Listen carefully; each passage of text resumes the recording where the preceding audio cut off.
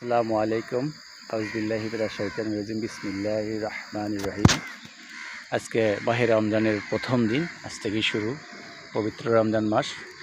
তো পবিত্র রমজান মাস সম্পর্কে আমি কিছু বলতে চাচ্ছি, এর গুরুত্ব, এখানে কোরআনে কী বলা হয়েছে, হাদিসে কী বলা হয়েছে, এই ব্যাপারে সামান্য কিছু আলোচনা করব। যে পবিত্র কোরআনে, সমগ্র কোরআনে বেশি রমজান মাস সম্পর্কে বেশি আয়াত নাযিল করা হয়নি। 3টা আয়াত আমার নজরে পড়েছে।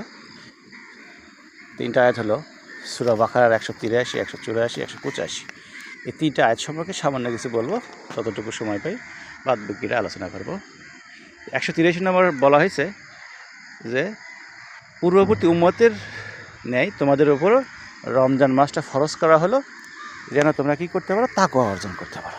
ইয়া আইয়ুহাল লাযিনা আমানু, ইয়া মানে হে, লাযিনা মানে যারা, আমানু ঈমান এনেছে, তাহলে তাদেরকে কী বলা হচ্ছে, কামা মানে হলো ফরজ করা হলো, আলাইকুম মানে তোমাদের ওপর, আলাইকুম সিয়ামু, সিয়াম মানে হলো রমজান বা রোজা, সিয়ামু রমজান রোজাটা ফরজ করা হলো, কামা মানে ন্যায় বা মতো, কামা যেমন কুতিবা ফরজ করা হয়েছিল, কুতিবা আল্লাহ জিনা যাদের ওপর, মিন কাবলিকুম, মিন মানে থেকে হইতে, কাবলিকুম মানে পূর্ববর্তী উম্মতের থেকে, কাবলিকুম লাআল্লাকুম মানে যেন তোমরা, তাত্তাকুন মানে তাকওয়া অর্জন করতে পারো। লাআল্লাকুম মানে যেন তোমরা, তাত্তাকুন মানে তাকওয়া অর্জন করতে পারো। অর্থাৎ এই পবিত্র রমজান আমাদেরকে ফরজ করা হয়েছে যাতে আমরা তাকওয়া অর্জন করতে পারি। তাকওয়া মানে কি? তাকওয়া হলো পরহেজগারি, আল্লাহর ভয়। আল্লাহর ভয় মানে এই না যে আল্লাহর ভয়ে কাঁপবেন কিন্তু কাজ করবেন না। আল্লাহর ভয় হলো, এখানে তাত্তাকুন শব্দের অর্থ হলো নট ফিয়ার, শুধু ফিয়ার মানে ভয় না, বি কশাস সচেতন থাকা, সজাগ থাকা। সাপোজ আপনি একটা অন্যায় করতে যাচ্ছেন, তখন আপনি যেন মনে করেন যে এটা আমার আল্লাহ দেখতেছে, এটা আমি করব না। এটাই হলো আল্লাহর ভয়, সচেতনতা, যেটা আমাদের জীবনের চূড়ান্ত সফলতা হওয়া উচিত। সফলতা হলো তাকওয়া অর্জন করা, অর্থাৎ আল্লাহর ভয় অর্জন করা। একটা ব্যক্তির মধ্যে যখন তাকওয়া অর্জন হবে, সে দুনিয়ার সমস্ত পাপ থেকে সে দূরে থাকবে এবং ভালো কাজের প্রতি উৎসাহী হবে। যেমন এটা অন্যায় মানে খারাপ কাজ জিনা করতে যাচ্ছে, তখন সে মনে হবে আল্লাহ তো আমার দেখতেছেন। একটা খারাপ কাজ করতে তখন মনে হবে আল্লাহ যেন আমাকে দেখতে, আল্লাহর স্মরণ যেন অন্তরে থাকে সবসময়। আপনি যে কোনো কাজই করেন না কেন, মনে যেন হয় যে আল্লাহ আমাকে দেখতেছে। অর্থাৎ this month is the best opportunity to attain to acquire তাকওয়া অর্জনের সর্বোচ্চ মাধ্যম এই হলো রমজান মাস। এখন রমজান মাস আর একটা কী তাৎপর্য আছে সেখানে আমি তুলে ধরি। রমজান মাসের গুরুত্বপূর্ণ বিষয় হলো, এই মাসে আল্লাহ তাআলা পবিত্র কোরআনকে একসাথে লাওহে মাহফুজ থেকে নিকটতম আসমানে নাজিল করেন বাইতুল ইজ্জা নামক স্থানে। এখান থেকে ধীরে ধীরে পর্যায়ক্রমে আমাদের প্রিয় নবী রাসূলুল্লাহ সাল্লাল্লাহু আলাইহি ওয়াসাল্লামের কাছে অবতীর্ণ করা হয় জিবরাইলের মাধ্যমে। তাই রমজান মাসটা অত্যন্ত গুরুত্বপূর্ণ কোরআনের নাজিলের মাস। এবং প্রথম যে আয়াতটা নাজিল করা হয় হেরাগুয়ায়, সেটাও ছিল রমজান মাসে। তাই রমজান মাসকে আমরা, আল্লাহ তাআলা 1 মাস আমাদের জন্য ফরজ করেছেন, পূর্ববর্তী উম্মতের কাছে কিন্তু 1 মাস ছিল না। তখন ছিল কারো 10 দিন, কারো 5 দিন, এরকম ভ্যারিয়েশন ছিল। এখন 183 নম্বরের পরে 184 নম্বরের আয়াতে আল্লাহ বললেন যে পূর্ববর্তী উম্মতে রমজান মাসের বিধানটা দিলেন। পূর্ববর্তী উম্মতরা কীভাবে পালন করতো, তখন আসলে এত কঠোরতা ছিল না। কেউ যদি না পালন করতো তাকে ফিদিয়া দেওয়া লাগতো। ফিদিয়া মানে হলো গরিব মিসকিনকে খাওয়ানো। পরবর্তী আয়াতে 184 আয়াতে এটা ছিল পূর্ববর্তী উম্মতের বিধান। 85 নম্বর আয়াতে গিয়ে এটা মানসুখ করা হলো, অর্থাৎ ওই আগের বিধানটাকে রহিত করা হলো। রহিত করতে হলো যে হ্যাঁ, কেউ যদি অসুস্থ হয়, সামর্থ্যবান সুস্থ মানুষ হঠাৎ অসুস্থ হলো অথবা করতে পারলো না যে কোনো কারণে, তখন তাকে ফিদিয়ে দেওয়া আর চলবে না। অর্থাৎ এই আয়াতে 185 নম্বর আয়াতে আল্লাহ তাআলা বলেন, আমি তোমাদের জন্য রোজাটাকে সহজ করে দেব। সহজ করা মানে কি? অন্য দিনে যখন আমরা রোজা করি তখন দেখা যায় রোজা করা অত্যন্ত কষ্ট হয়। এই সময় আল্লাহ তাআলা আমাদের জন্য রোজা করাটা সহজ করে দিয়েছেন। এটা আল্লাহর রহমত, বরকত। এখন ফিদিয়া কারা দেবে? বর্তমান বিধান হলো, যারা অসুস্থ মানে পার্মানেন্ট অসুস্থ, যারা সুস্থ হবে না, অথবা যারা বৃদ্ধ বয়োবৃদ্ধ, তাদেরকে ফিদিয়া দিতে হবে, অন্য কেউ দিতে পারবে না। সাপোজ আপনি হঠাৎ করে একটা রোগে আক্রান্ত হয়েছেন, প্রেগনেন্সি আছে, অথবা বিভিন্ন কারণে আপনি অসুস্থ সাময়িক, পরবর্তীতে যখন সুস্থ হলে আপনি ওই রোজাগুলো আদায় করবেন। যাই হোক, 183, 184, 185 এই 3টা আয়াতের সামান্য ব্যাখ্যা করলাম। এখন আমরা রমজান মাসে আর কি আমরা করতে পারি, এখান থেকে আমরা কি বেনিফিট পেতে পারি সে বিষয়ে আমরা বলবো। এই মাসে অন্যান্য মাসে দান সাদাকা করলে যে সওয়াব হবে, এই মাসে যে কোনো পুণ্যের কাজ, ভালো কাজ করলে 70%, 70 ফোল্ড, মানে 70 গুণ উইল গেট মোর সওয়াব। আমার ধরো 1 টাকা যদি অন্য মাসে আমরা দান করি, এই মাসে দান করলে আমরা 70 টাকা সওয়াব। আল্লাহ তাআলা বলেছেন, হাদিসে এসেছে, যে কোরআনেও এসেছে, যে কোনো সওয়াবকে আল্লাহ তাআলা বৃদ্ধি করতে করতে 700 গুণ পর্যন্ত করতে পারে। কিন্তু রমজান মাসের যে সওয়াবটা আল্লাহ তাআলা নিজেই দেবেন, রমজান পালন করলে, রোজা রাখলে, সেটা আল্লাহ তাআলা বলেননি, তবে উনি নিজ হাতে দেবেন। এবং হাদিসে এসেছে 2টার সময় আমরা পাই, ইফতারের সময়, তখন আমরা মানে এখান থেকে আমরা খুব স্বস্তি অনুভব করি, ভালো করি। এবং যখন আমরা আল্লাহর সামনে দাঁড়াবো, তখন আল্লাহ তাআলা, তখন আমরা স্বস্তি পাবো। তাহলে Ramzan much is the celebration of পবিত্র কোরআন উনজিলা। এটা উনজিলা মানে কি, নাজিল করা হয় এই পবিত্র মাসে। তাই পুরো 1 মাস ব্যাপী আমাদের একটা পরিকল্পনা হাতে নিতে হবে, যে এই কোরআন থেকে আমরা, যেহেতু এটা একটা গাইডলাইন, লিভিং মুজিজা, এটা জীবন্ত একটা মুজিজা মানে কি, হঠাৎ করে কোনো কিছু অলৌকিক করতে প্রদর্শন করা হলে মুজিজা, পূর্ববর্তী যে নবীগুলোর উপর মুজিজা ছিল, ওই নির্দিষ্ট সময়ের জন্য ওটা নির্ধারিত ছিল। এরপরে ওই মুজিজাগুলো ভ্যানিশ হয়ে গেছে। বাট আমাদের প্রিয় নবী রাসূলুল্লাহ সাল্লাল্লাহু আলাইহি সাল্লামের উপর সর্বশেষ যে মুজিজা নাজিল করা হয়, এটা হলো পবিত্র কোরআন। এটা কিয়ামত পর্যন্ত অব্যাহত থাকবে। তাই পবিত্র কোরআন এই মাসে আমরা সেলিব্রেশন করব কীভাবে, এখান থেকে আমরা আয়াতগুলো ভালোভাবে পড়বো, বুঝবো, পরিকল্পনা করব পুরো মাসে আমরা কতটুকু এখান থেকে আমরা অর্জন করতে পারি, এই বিষয়ে আমরা পরিকল্পনা করব শুরুর থেকেই। এই কারণে আজকে আমি এই বিষয়টা আলোচনা করতেছি। যেমন কিছু সূরা, কিছু আয়াত মুখস্থ করলেন, অর্থাৎ এই মাসে একটা টার্গেট নেবেন আপনারা, 1টা, 2টা বা 3টা, যে কয়টা পারেন কোরআন বুঝে মুখস্থ করবেন, যেটা আপনি আমল করতে পারবেন। এই কারণেই এই মাসটা হলো সেলিব্রেশন অফ উনজিলা, মানে নাজিলের, কোরআন নাজিলের হলো সেলিব্রেশনের মাস।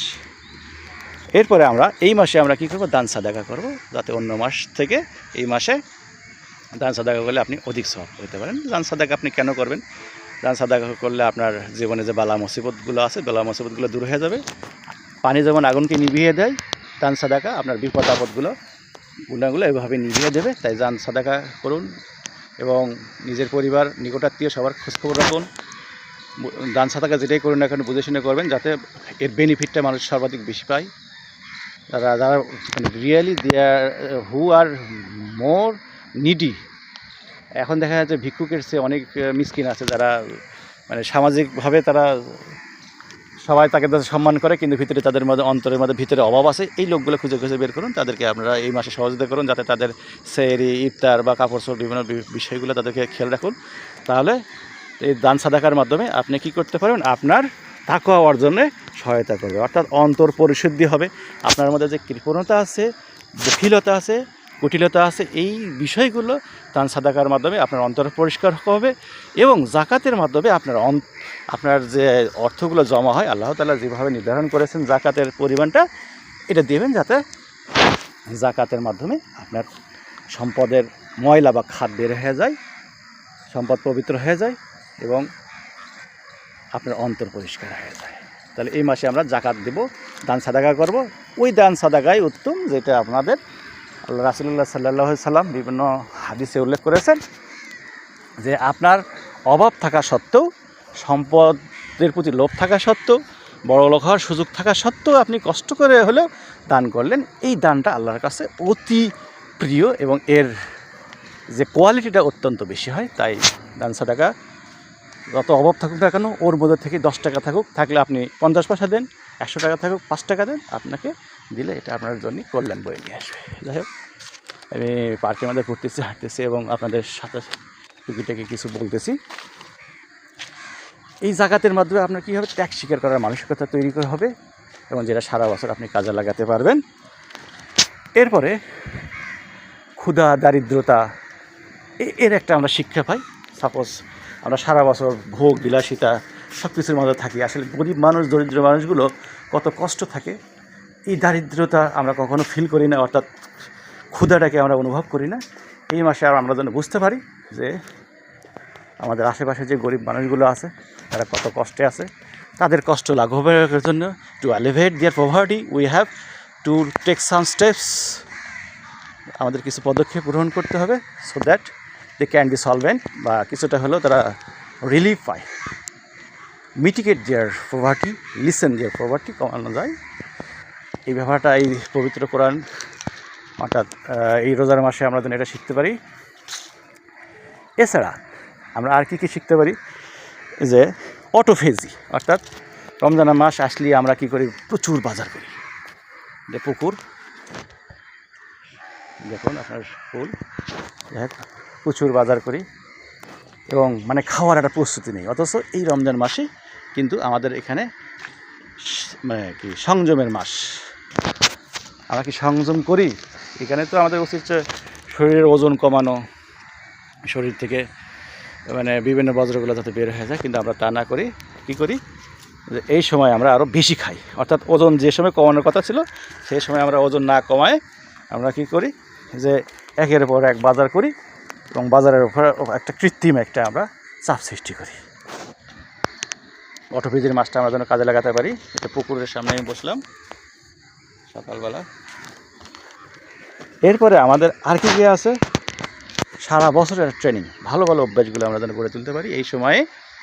সেই ট্রেনিংটা এই এক মাস আমরা যেন নিতে পারি, এটা আমরা চেষ্টা করব। যে আসলে ভালো অভ্যাস গড়ে তোলা খুব কঠিন, ধীরে ধীরে আমাদের অনুশীলন করতে হবে এবং চেষ্টা করতে হবে। We have to build up good behaviour, we have two practice, ভালো ভালো অভ্যাসগুলো আমাদের প্র্যাকটিস করতে হবে। হয়বার তাহলে দানের এখানে আমরা অনেক সওয়াব পাই। এছাড়া আরেকটা বলা হয়েছে যে আমরা রমজান মাস আসলেই অনেকই প্রচলিত কথা, যে আমাদের দেশের ব্যবসায়ীরা এই সময় সুযোগ খোঁজে যে সারা বছরের ব্যবসায়ী একটা মাসই করতে চায়, কাপড়ের ব্যবসা হোক, খাদ্যের ব্যবসা হোক, করার পরে বৈধ অবৈধ 1 গুণ 3 গুণ 4 গুণ 5 গুণ কোনো জিনিসপত্রের দাম বাড়িয়ে দেন। তাদের কাছে বলতে ইচ্ছে আসলে এই সময়টা মানুষের প্রতি দয়া করতে হবে। মধ্যপ্রাচ্যে ওরা কী করে, এই সময় যত পারে ছাড় দেয় বিভিন্ন দেশে যারা মুসলিম কান্ট্রি আছে, যাতে মানুষের জন্য রোজা করাটা সহজ হয়ে যায়। কিন্তু আমরা তা করতেছি না, আমরা কী করছি, মানুষের জন্য রোজা করা যাতে কঠিন হয়ে যায় এই ব্যবস্থা করতেছি, প্রতারণার আশ্রয় নিচ্ছি। তো এই ব্যাপারে রাসূলুল্লাহ সাল্লাল্লাহু আলাইহি ওয়াসাল্লাম বলেছেন যে যারা প্রতারণা করে, মিথ্যা কথা বলে, তাদেরকে রোজা রাখার চেয়ে না রাখাই উত্তম, তাদের রোজা কবুল হবে না। তাই আমরা যারা ব্যবসায়ী আছি আমাদের দেশে, তারা অবশ্যই এই ব্যাপারটা খেয়াল রাখবেন। এই সময় আপনি যতই চেষ্টা করেন না কেন, তাকওয়া অর্জন করতে হবে। তাকওয়া অর্জন আল্লাহর ভয় না থাকলে আমাদের এই বিষয়গুলো থাকবে না। আর যে বিষয়গুলো আমি আলোচনা করব, যে মিথ্যা, পবিত্র রমজান শেষে আমাদের যে ঈদটা আসে, এই ঈদ সম্পর্কে একটু বলবো। যে ঈদে আল্লাহ তাআলা বলেছেন যে ফিতরা দিতে বলেছেন। ফিতরা মানে কি, যে গরিব মানুষদেরকে আমাদেরকে কিছু দিতে হবে, কাপড় চোপড় বা যাই হোক, ফিতরা দিতে বলেছে। এখন পৃথিবীতে অন্য যত ধর্ম আছে, সমস্ত ধর্মের চেয়ে ইসলামের সৌন্দর্য এবং ইসলামের যে মাহাত্ম্য কেন এত বেশি? কারণ ইসলাম শুধু একা খাওয়ার কথা বলে না। অন্য ধর্ম যেমন ইহুদি, খ্রিস্টান বা অন্য যে ধর্মগুলো আছে, তারা ধর্মগুলো তাদের ধর্মের যে উৎসবগুলো খেয়াল করে দেখবেন, সেখানে ধ্বংসাত্মক কিছু বিষয় আছে, পটকাবাজি বা যেটা মানে অপচয়ের ব্যাপার আছে। কিন্তু ইসলাম ধর্মে অপচয়ের ব্যাপারটা এখানে নেই। এখানে আছে তুমি একা খাও, তোমার আত্মীয় স্বজন, পরিবার পরিজন সবাইকে দাও, গরিব মানুষকে দাও। জাকাত এবং ফিতরার মাধ্যমে একটা সুন্দর একটা বৈষম্যহীন একটা সামাজিক যে একটা সম্প্রীতির একটা অনুষ্ঠান তৈরি করা হয়। ইসলাম এটা সুন্দরভাবে খেয়াল করেছে। এই কারণে আমরা এই পবিত্র কোরআন ভালোভাবে শিখব, ভালোভাবে বুঝবো। কোরআন যে একটা জীবন্ত লিজেন্ড, মানে জীবন্ত একটা মুজিজা, এই মুজিজা সম্পর্কে জানবো।